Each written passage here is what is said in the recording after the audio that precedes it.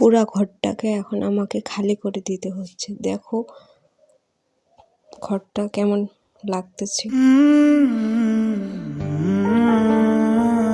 Hello everyone, তোমরা সবাই কেমন আছো? তো আজকে আবার একটা নতুন, আজকে অনেক মনটা খারাপ, কারণ তোমরা দেখতে পাচ্ছ আমি এই বিছানাটা তুলছি বলতে গেলে কয়েকদিনই হয়ে গেল যে আমি আমার বাপের বাড়ি আসছি।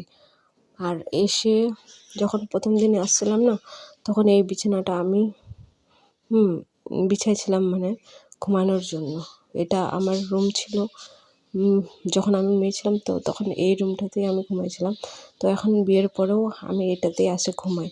তো জানো তো, বাড়িতে কেউ না থাকার কারণে আমি যেদিন আসলাম সেদিনকে আসার পরে ভালো করে এই বিছানাটাকে এইভাবে পারছিলাম। তো আজকে যেহেতু বাড়ি যাব, তো তার জন্য আর কি গুছায় গাছায় ভালো করে রেখে এগুলোকে আমাকে যেতে হবে। না হলে এরকম করে গেলে আর কবে আসবো না আসবো ওটা তো বলতে পারবো না।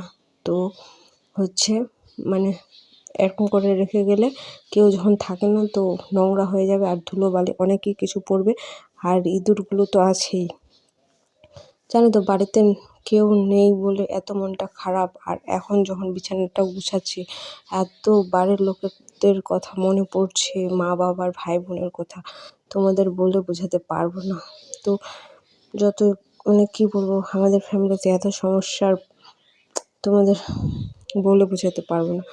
তো আমি বাড়ি যাব আজকে, তো তাই বিছানাটা গোছাচ্ছি আর ভাবছি ওরা যদি থাকতো তাহলে এই কাজটা আমাকে করতে হতো না। ওরা থাকতো তো আমাকে বিছানা গোছার কোনো দরকারই হতো না।